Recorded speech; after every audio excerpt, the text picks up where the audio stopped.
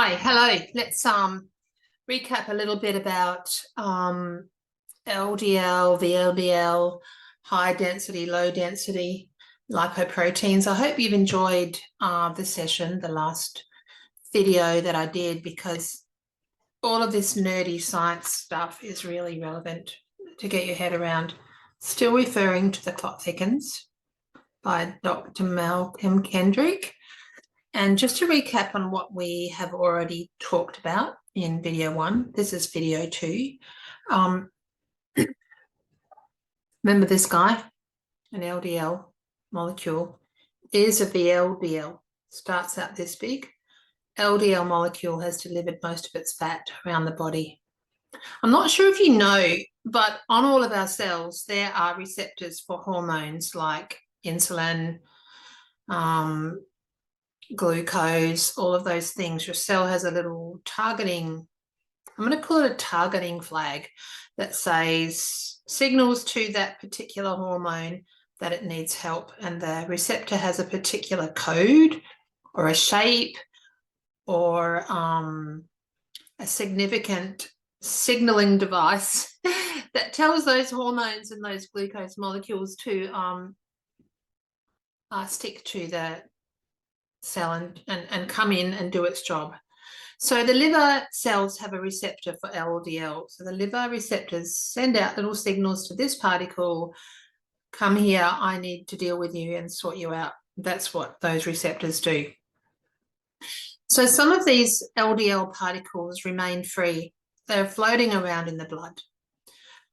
So if a cell needs cholesterol at any time, any cell in the body, it develops its own receptor and signals out to the body, come and give me some cholesterol because I need some. And every cell in your body requires cholesterol to function properly. So that's an important message to get out there when people are trying to lower cholesterol levels, because you wonder how it changes the efficiency of the cells that require it to function. So we can now understand that VLDL then actually becomes LDL. So after it deposits all its fat, it becomes LDL. And it becomes smaller, this tiny, smaller. We can now understand, if we've listened and you've understood what I've told you, then that saturated fat can't increase the number of LDL particles in your blood. That's a scientific fact in the research currently. For LDL levels to rise, commonly known as the bad cholesterol, VLDL must rise first, because this is the chicken before the egg. This is big, it becomes smaller, and it becomes this. So what makes VLDL rise? What's the driver of VLDL? It's not fat, because remember, your liver doesn't digest fat. Your fat goes through your lymph system straight into your blood. You might have guessed where this is going. It's I guess it's a love of mine to help people to understand about glucose and carbohydrates. So carbohydrates make the LDL levels rise, which then makes saturated fat molecules, or LDL molecules, rise. Sorry, not saturated fat molecules, LDL molecules rise. So why does it do that? So we already know in a few previous videos I've talked about everything that you eat, a carbohydrate, breaks down to become a simple sugar in your gut. I'm calling it your gut.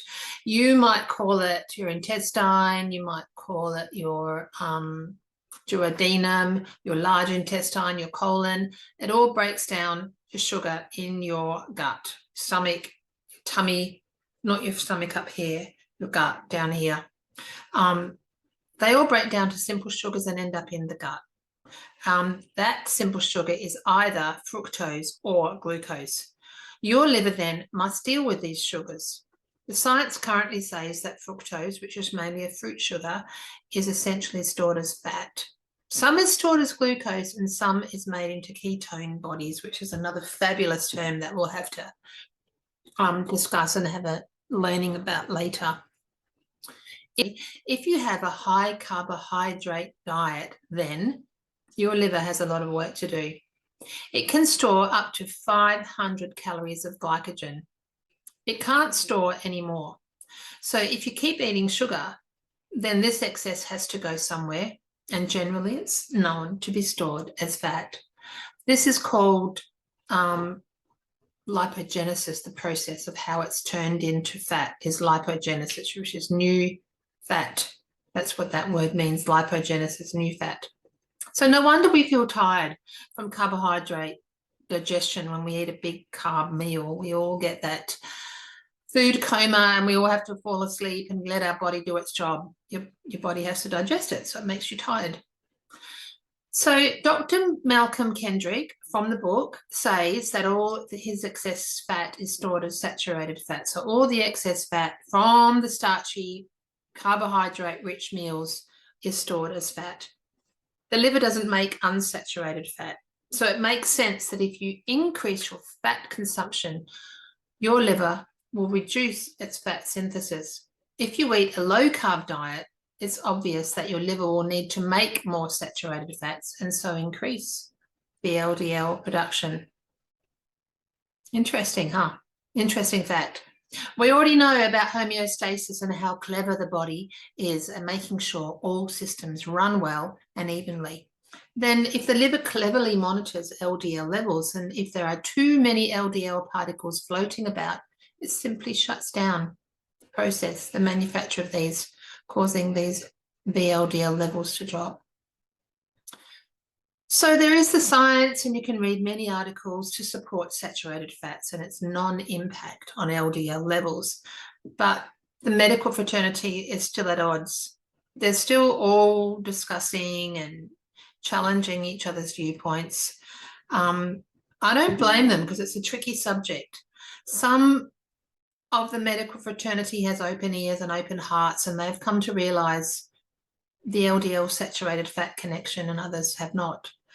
If you are concerned about your LDL levels or your cholesterol levels, it will be in your best interest to find a doctor that has indeed an open mind and has the opportunity to bring themselves up to date with the local science or the new science, the latest science.